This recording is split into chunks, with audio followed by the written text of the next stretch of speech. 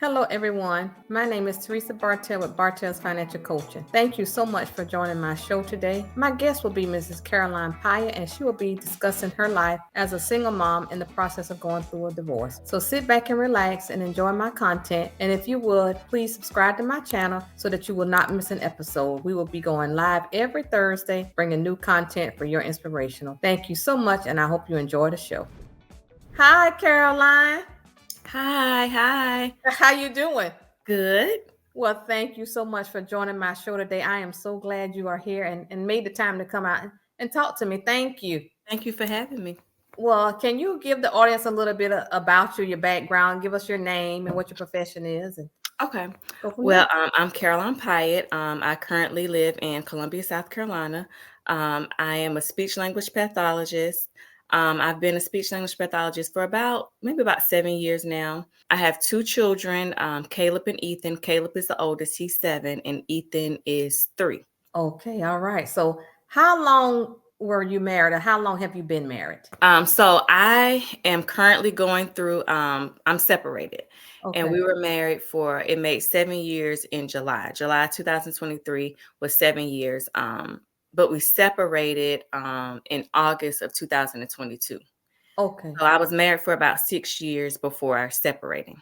Okay. So now, during your time that you were married, can you tell the audience how you handled your finances during your marriage? So while I was married, basically I wrote down all of our bills each month, and my husband is a truck driver, so he gets paid weekly. So I wrote down the bills each month, and divided it by 4, and then that was the amount of money that he gave me a week. So he gave me a certain amount of money a week, and I took that money and I applied it towards the bills, childcare, whatever. And then if there was a deficit, then I was able to like add it. So like sometimes I maybe would have to add like maybe $200 or $300 to our budget to cover like the cable or something like that. But basically what he gave me weekly would cover our bills. Okay, so did you all combine your finances together, or did you have your money and he had his money? So we didn't combine our finances, and that's something that I think that we probably should have done. But he had his money, I had my money, and he just gave me money every week, and then what he did with the rest of his money was what he did, and what I did with my money was what I did. But we didn't have like a joint checking or a joint savings or anything like that. Okay, so why do you think maybe y'all should have combined your finances? I think maybe it would have given us maybe more of like a team approach, like for us to really and I think that we would have really gotten a hold on what we were really bringing in a month. So Hmm. I think it would have made us better teammates had we combined our. Okay, so now we got some young ladies now who are currently married and they're in the marriage. What do you recommend for them? I mean, you just said that it made y'all feel, you think y'all would have been better teammates, basically, if y'all would have combined. Like, what would you recommend to a young lady now who's married and she really does not want to combine her finances with her spouse? Um, I think that find some way, I think it's always good to have your own checking, your own savings, but Hmm. I think that you should at least have a joint account where bills are paid. Bills are paid, and then a joint savings, I think, would be good too. I definitely think a joint checking where you both are putting money in to cover the expenses, I think is good. Okay, well, good. And now, with you being a speech language pathologist, can you give us a little bit about the background with that? Do you have stable hours? How long you've been working? Like, give us a little bit of background, like how it is to work as a speech pathologist, if you have any consistency with your income. Okay, so the current setting that I work in a SNF, so Hmm. a skilled nursing facility. So, of course, speech and language pathologist, you can work in any setting. You can work in a school, you can work in a hospital, you can work in a clinic, you can do home health. There are many different settings, but the particular setting that I work in, unfortunately, our hours fluctuate. So, one week, I think I worked 36 hours. So, I almost got my 40 hours a week. And then this past week, because the census was low in my particular facility, I think I maybe only worked like 25 weeks. The census is low, and then we work on productivity, meaning I have to be like 80% productive. So if I only have 4 patients, then I can't stay an entire day. because Okay. they can't pay you to do nothing, to Right. sit on the clock, because it's not a salary position. So because of that, I make good money an hour. I make probably above the average money Mm-hmm. an hour. Mm-hmm. But because I don't always get the hours, my pay sometimes reflects that.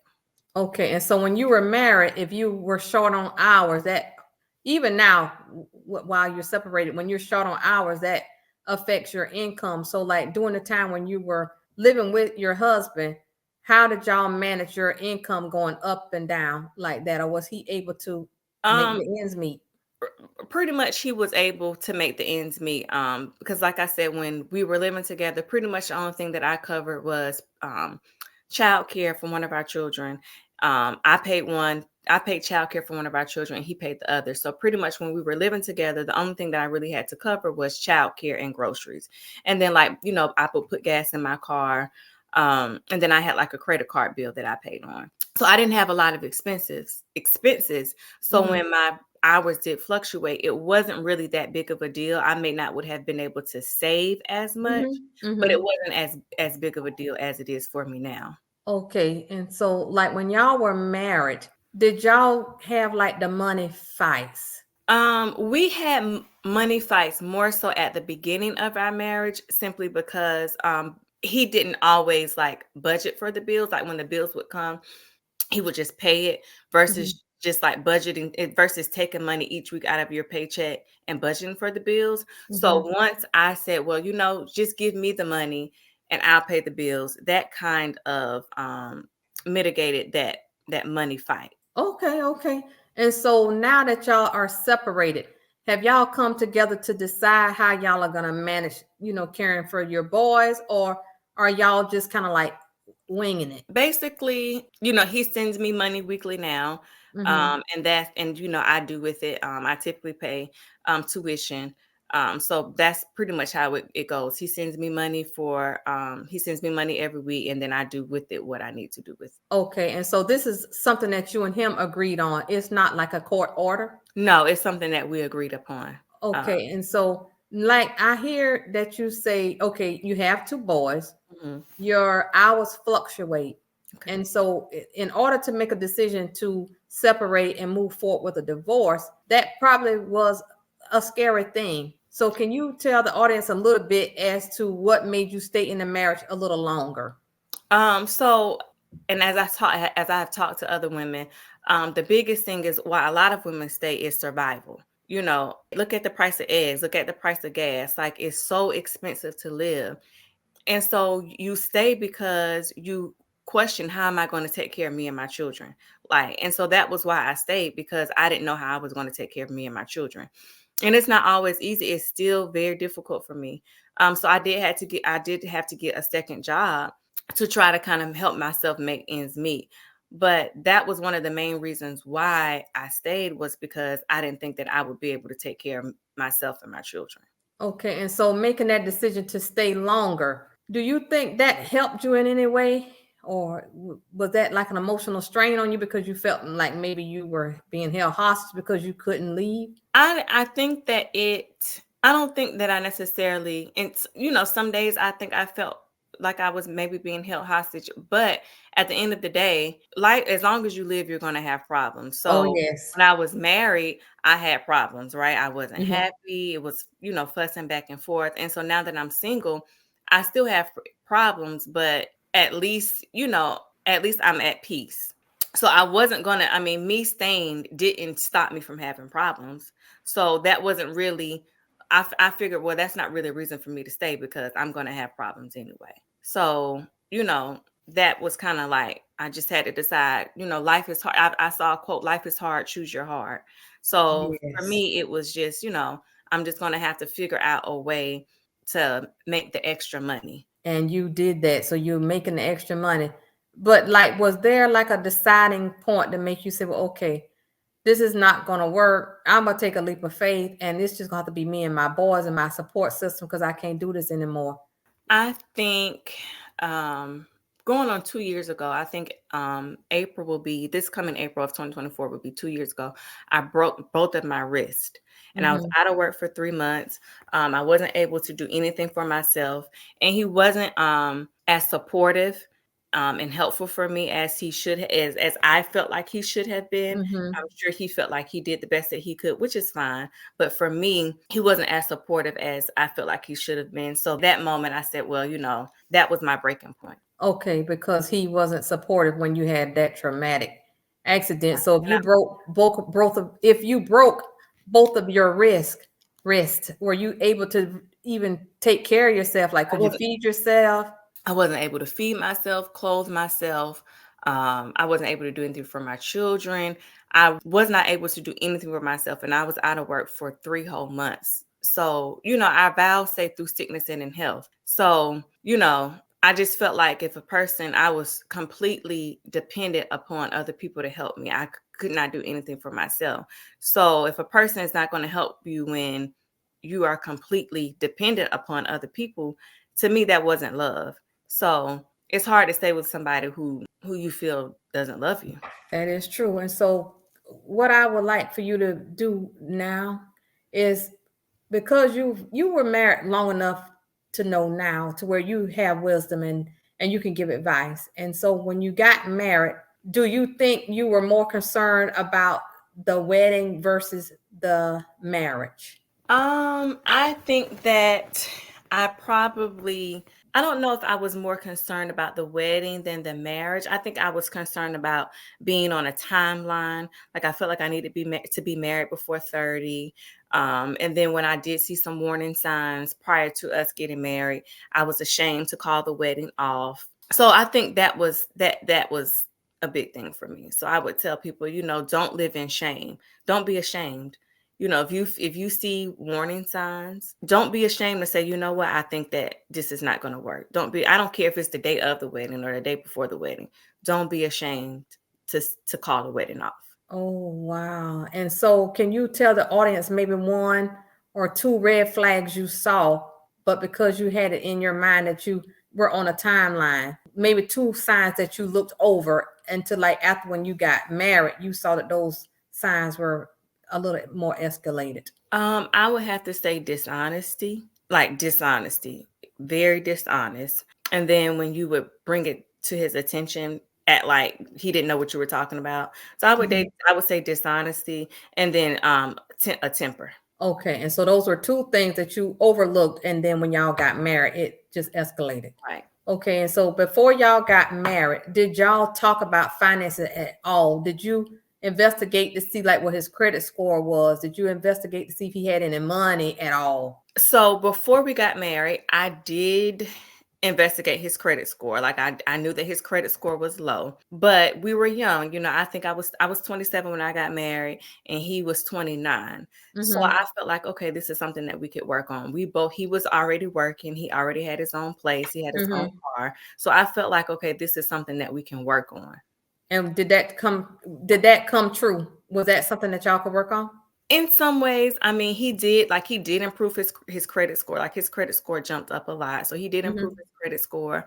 I think that, we were able to kind of grow somewhat there, Mm-hmm. but I just think the other issues kind of just stopped us from being able to really to grow the way that we wanted. Okay, so now looking back, for a young lady who's listening to us and listening to your story, what would you tell them to do prior to getting married concerning finances and those red flags? So I would say, prior to getting married, make sure that you have your own nest egg. Make sure you have a job, a stable job. Make sure that you have a checking account. Make sure that have a savings account. Make sure that you already have a IRA or 401k, some type of retirement fund set up, Mm-hmm. so that you are making choices based on, because a lot of times we make choices based on survival. Oh, I want somebody to take care of me, etc., etc. But make sure that you're able to take care of yourself. And so when you are financially stable and when you're financially secure, your head is clear. So you make better choices. Whoa, that's good. So you're not going to choose a mate based on what they can do for you. You're going to choose a mate based on their character. And so For myself now, I'm pretty much starting over. I pretty much have nothing. I don't have anything. I really don't have a savings. I do have a retirement account, but I pretty much had to exhaust all of my savings. I had to exhaust all of my savings. So I'm trying to build myself back up. So for right now, I can't really date anybody seriously because I have got to get myself in a place where I'm financially secure. So I can't really date anybody seriously until I get into a place where I feel like I'm solid I'm on financial solid ground. Okay. So I think that would be, in a nutshell, before you start dating, make sure that you are financially secure. Make sure you have a good credit score, make sure that you have a stable job and you're living below your means, and that you're able to take care of yourself so that you can make good judgment calls. Okay. And so now for young ladies who are listening, do you think, and because I'm from the old school, I'm like, no, you need to see the credit report. You need to see what the balance is in their checking account. What are your thoughts on that? Like before you say I do to somebody, do you think you have a right to know their financial groundings?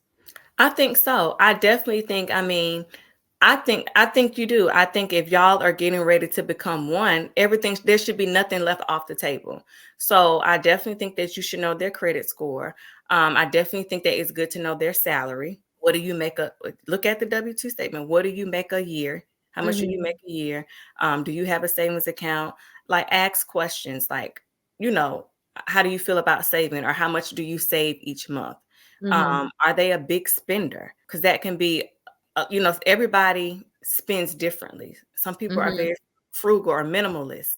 Mm-hmm. So if you're a big spender and he's like, I prefer to save, I prefer not to do that, Mm-hmm. that may be an issue. So Mm-hmm. what are your do you all spending habits align? Okay, because if those spending habits don't align, then I'm pretty sure that's going to cause some friction in the Right. marriage. What you think? Right. It's gonna cause some issues. Oh, goodness. And so now you mentioned that you had drained your savings. Can you tell the audience what transitions, what caused you to have to go through your savings? Just with the instability of my hours. So, it would just be, and it wouldn't even be, well, let me drain my savings to go shopping. It could just Mm-hmm. be, I need to pay a bill. Like Mm-hmm. I got to pay this bill, or so I would have to dig into my savings to to cover. I didn't when my paycheck Mm-hmm. was not where it needed to be. Okay. And so did this happen before you separated from your husband or after? After it was after we separated. Okay, so the transition from being married and having his income to being separated and being on your own with two boys, that's what caused you to have to use some of your savings. Hmm. Well, drain it down, and now you're working to get it Right. built up. And so now that you have separated from your husband, how are you coping with that emotionally? Is that causing you to spend more, or is it causing you to be more conscious of what you are spending? To be honest, it doesn't cost me to spend more because I don't have Mm-hmm. more to spend. Mm-hmm. So it is very, frankly, it is very depressing lots of days, where when you get paid and it's like once you get paid, it's like, well, a lot of times once I get paid, I really don't have a lot to last me until the next time I get paid. So it's hard. I mean, it's hard. It's hard. That's the only thing I can say is very difficult. Okay, and then your children, do they go to public school, private school? So of course the 3-year-old, of course, he's in school because Mhm. at that age you have to pay for childcare unless somebody Mhm. can keep them. Mhm. So in most, so of course I have to pay for his childcare, and then my Mhm. oldest son, he is in private school. He does have tuition. So that's something that prayerfully next year that's Mhm. something that we can eliminate because we're looking to transition to him into public school, so that will free up my budget some as well. Um, so he will have to transition into public school next year. Okay, and then your husband, because he's not ordered by court to pay, to help you out with the boys. What if sometimes he decides, well, no, I'm not going to pay you this week. I'm going to pay you next week. How do you cope with Um, that? Well, thus far, luckily, he's only done that once. He's only Mhm. not paying me once. Now he's paid late, but for the majority of he's only that I can recall right now, he's only not paid me one time. And so that was when I had to dig into my savings. I mean, if he doesn't pay, tuition, bills, things still have to be paid. So that Right. was I would have to dig into my savings. Okay. And so now that he's not there and it's you and your boys, how are you coping with being a single mom of two young boys? It's rough. Mostly the financial piece of it is rough, not necessarily managing them. It's tiring, having being, the running and the ripping being solely Mm-hmm. on me. That is tiring. But the most stressful thing of it, I would say, is the financial piece of it. Wow. Okay. And so now that you are, well, you're not single yet, you're separated from your husband. You said that you got a second job. Do Mhm. you think the second job was necessary for you to be able to manage your financial life with your boys? Yes. So the second job is necessary for me, and I work at a rehab hospital. So I try to work at least 2 or 3 times a month, Mm-hmm. because an extra $200 or $300 a pay period is a big help for me. So I'm scheduled to work like 3 or 4 times this month, and I already have that money planned out. I have that money planned out on some like Mm-hmm. yearly bills that are Mm-hmm. coming up. Mm-hmm. So I have to work that job to cover the extra expenses because I don't have an extra. It's just me now, so I don't have an extra income to help. Okay. And so you are a speech language pathologist. Is that a bachelor degree level, master's level? What level are you at? So it's a master's. You can get your bachelor's in speech and be an Mm-hmm. SLPA, but I'm an SLP, which is you have to have a master's. Okay. And so now when you went to school, did you have to get a student loan to get Yes, your degree? yes. I have student loans from undergrad and graduate school. Okay. So have you been blessed by Biden's bill to have any of your student loans written Mm, off? I have not. So I do have student loan payments that I have one student loan payment that I have to make. Okay. So it's not even in forbearance. No. One of them I have to make a payment on, and then the other one, because it's like income driven, the payment is zero, but it still counts towards my payment. Okay. Okay. So even though you're in the healthcare profession, do you know if there's anything available for healthcare professionals to help them get rid of those student What I loans? have seen is, and like I said, I haven't looked into it late as of late, Mm-hmm. but what I have seen, if you are a healthcare professional and you work for a nonprofit, and unfortunately, all of the years that I have worked, my nursing homes have been for profit. My current nursing home was non for profit, but then we were Mm-hmm. bought out, and now they are a for profit company. And then prior to this current nursing home that I work with, I worked for the hospital system, which was nonprofit, but I was laid off.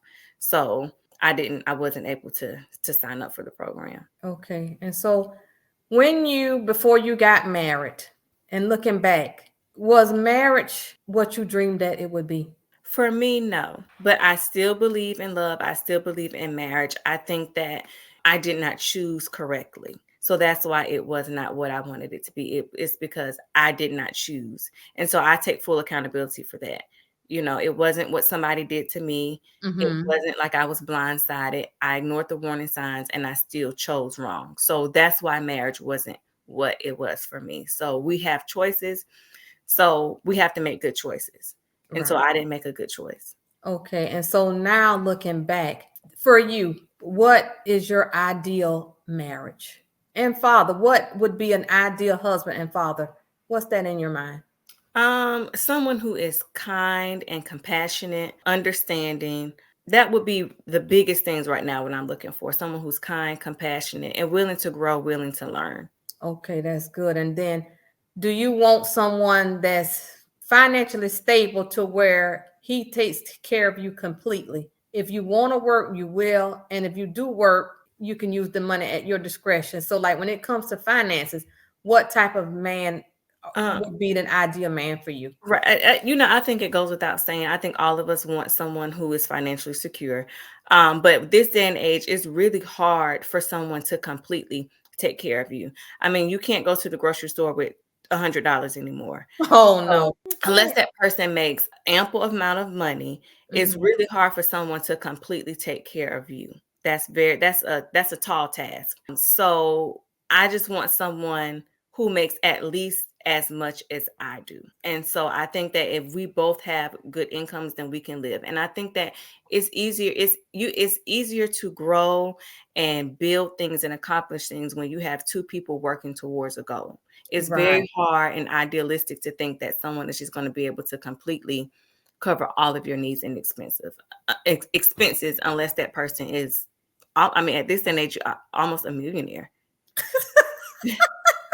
So, I'm not looking, I don't need, I'm older now. I'll be Mhm. 35 in February. Mhm. So, I'm not really in this idealistic fantasy Mhm. world. I Yeah. understand that it takes two to make it. Right. And that's true. That was very good. That was powerful. And like what I didn't get from you is like your childhood. Can you tell the audience a little bit about your childhood and what you learned during your childhood? So like for me and my childhood, Mhm. everybody was always broke and everybody else was always doing better.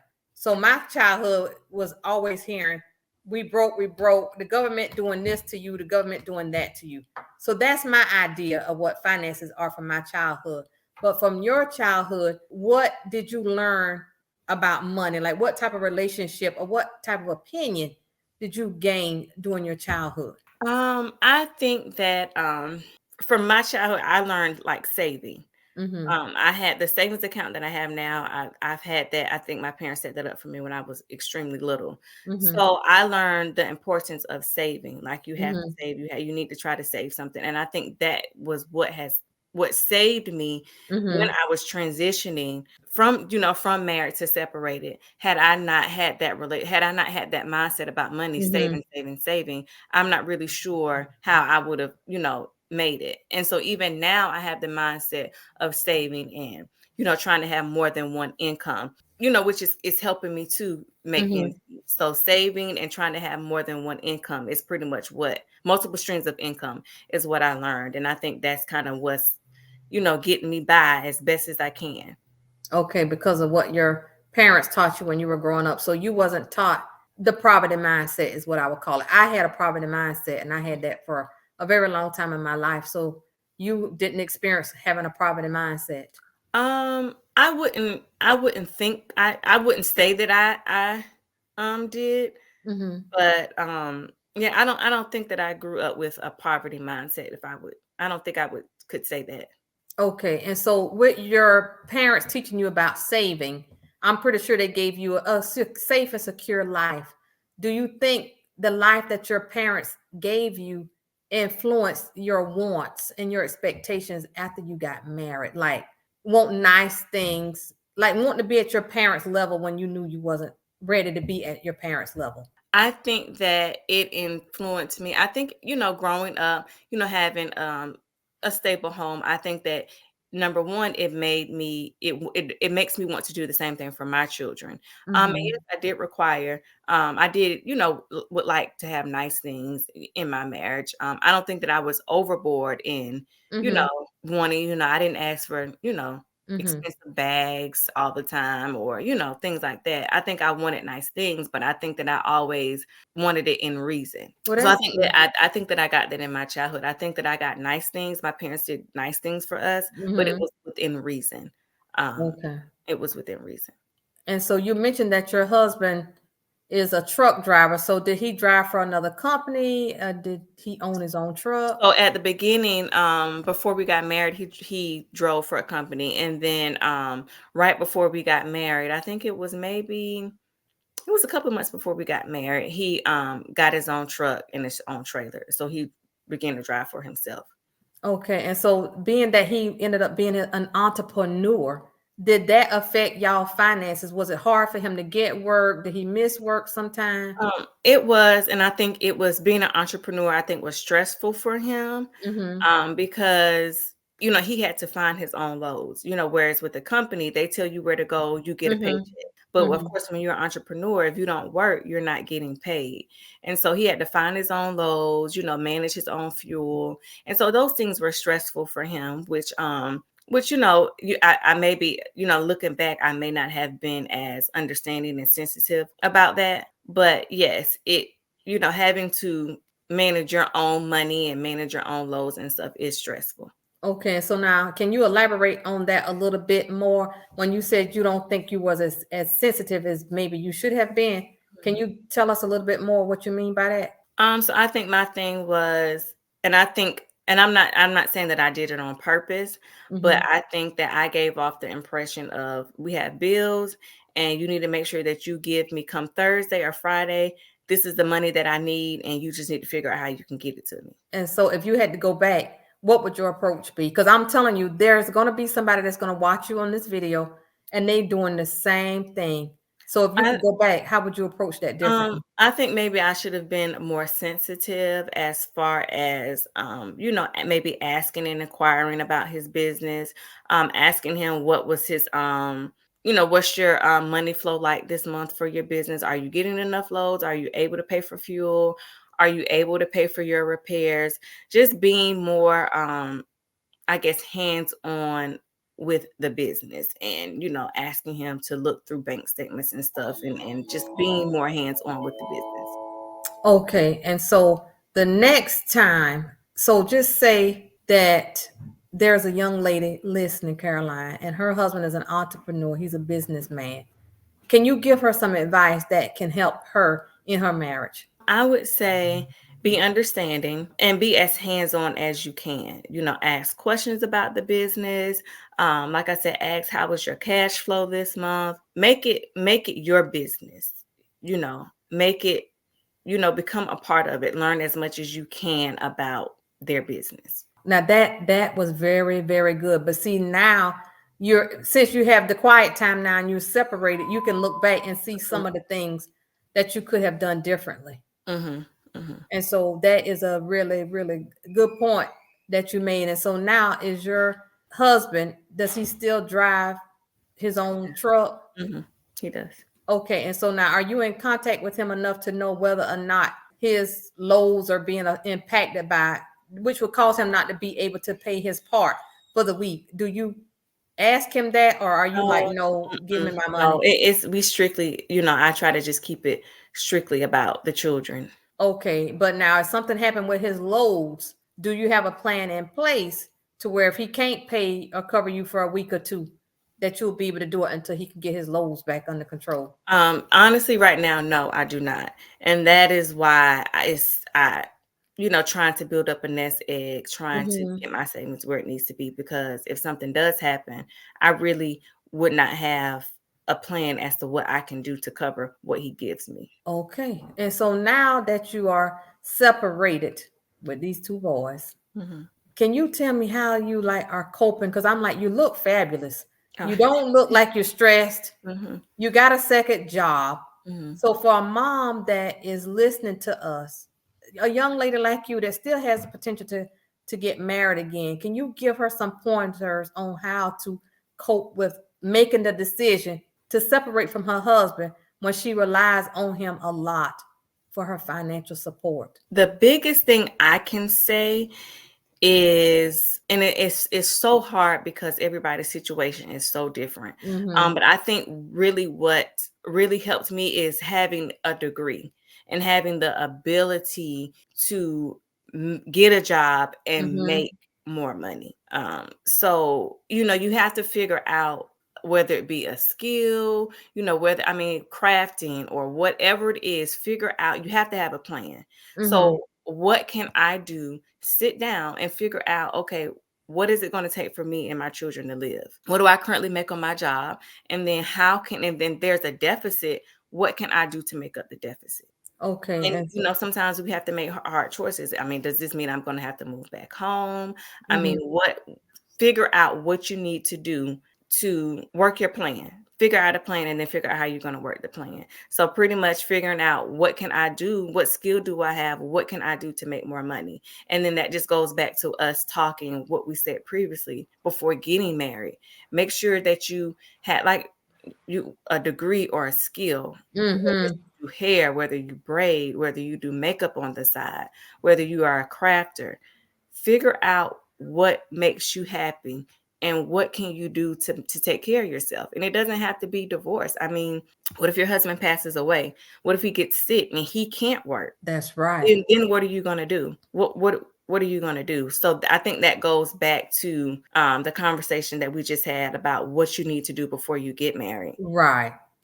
Making sure, and part of being financially secure is figuring out, how am I going to take care of myself? So does that mean I need to go to school, trade Mm-hmm. school, whatever it Mm-hmm. is, it's figuring out, how do I take care of myself? Okay. And then we're going to be closing out shortly, but my one last question is, how important do you think it is for a husband and a wife to sit down together at least once or twice a month to do a financial checkup on their finances together?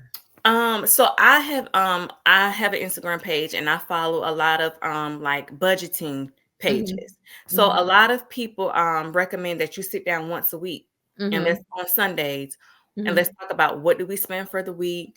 Did we use any credit cards that we need to pay off?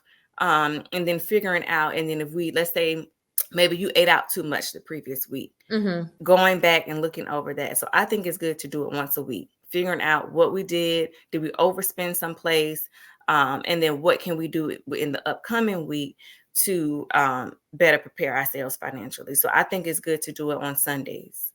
Okay, and so based on what I'm hearing from you and what you've learned from your marriage is very important. So what you described now to me is like one, like we are together, we are a team, and we're gonna, slay the dragon. Mm-hmm. But when you have your own way of doing money, and when he has his own way of doing money, it's gonna be hard for that family, or that, for Mm-hmm. you to grow and for you to do better things. Mm-hmm. So based on what I'm hearing you say, you recommend that couples sit down together on Sundays and be one, know what's going on. Mm-hmm. And then based on what you said about the business, if your husband or your wife has a business, be involved, be Be a involved. part Mm-hmm. of that business. Mm-hmm. And so now in closing, the big thing that I would like for you to do is tell our audience the lessons that you have learned financially concerning being married and being a mom. I would say the biggest thing is save. Live below your means. A lot of times we try to keep up, and I think social media social media is Oh, a good thing, but it's a bad thing too, because everybody posts everything when they're on yes. vacation, when they're at the newest restaurant, or they're Mm-hmm. buying this, or I just got my hair done. Everybody posts everything, so Yes. it makes you feel like you have to keep up, or your life is not as great as the next person. So don't get bogged down in that. Live below your means, and save, budget for things. If you know that you want a Louis Vuitton bag, there's nothing wrong with that, but Right. budget and save for it. And it may take you a year, it may take you 18 months to save for it, but Mm-hmm. save for the things that you want, save for those big ticket items. And don't spend money that you don't have. Amen. That's so right. And so now you've given us the lessons that you've learned financially. Now give us the lessons that you have learned looking back at your marriage. What have you learned about marriage? Because I can assure you that the lessons that you have learned in your marriage, if you share them here, it's going to help somebody else in their marriage. So maybe they won't do what you did or didn't do. So now for closing out, if you can tell us what you learned about marriage now that you can look back at it. I would say my biggest thing is, you have the power to choose. You have the power to choose the right person. You do. You whether you think that you do or you don't, you have the power to choose. And it's God can put the right person in your life, and you may come across the wrong people, but Mhm. you have the power to choose. You have the power to choose the right person. And I think the biggest thing is marriage. If you all of these things, that we're talking about, sitting down, talking about your finances, and, being a team player. If you don't choose the right person, you're not going to be able to implement all of these things. I got to ask this one more burning question, So girl. Somebody don't know the answer to this. How do you know when you're choosing the right person? How do you know? I think that you have peace about it. I think even when the person is not going to be perfect. So even when y'all aren't getting along and that person Mhm. still respects you, I think that that could be a sign that this is the right person. But it's not a blanket statement. It's Mhm. I think that is if this person respects you, even when they're angry with you, do they still Mhm. respect you? And so That's I big. think that's a really big thing.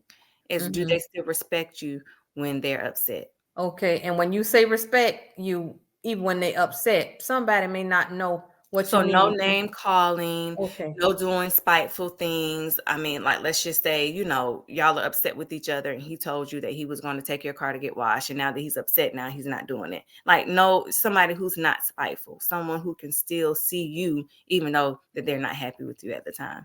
Okay. Well, I do know that Okay. that had to help somebody. And then just to elaborate on what you said, because I am married and I have been married for some time.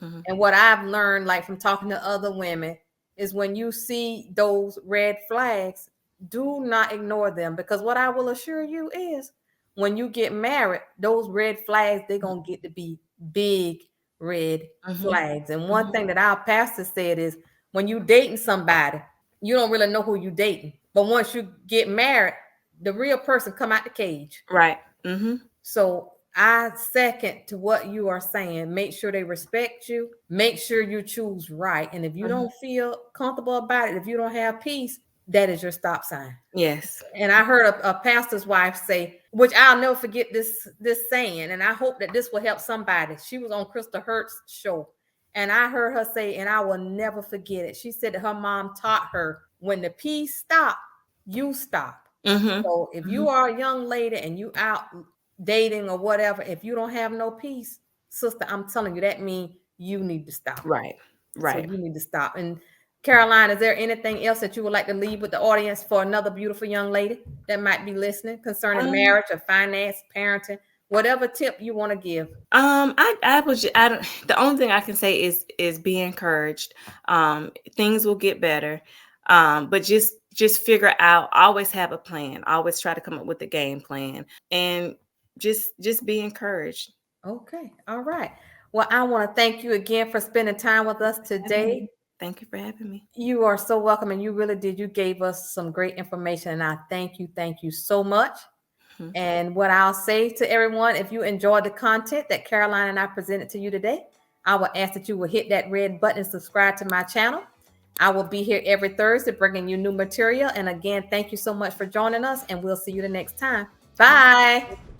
I just want to come back on again and say thank you so much for watching my show. I hope that you were able to gain something from Caroline's story that you can apply to your life. And again, if you enjoyed the content, please subscribe to my channel. We'll be going live every Thursday, bringing you new content regarding inspirational stories. Again, thank you so much for viewing my show, and I hope that you will come back again. God bless you, and until next time, live a debt-free life. Bye-bye.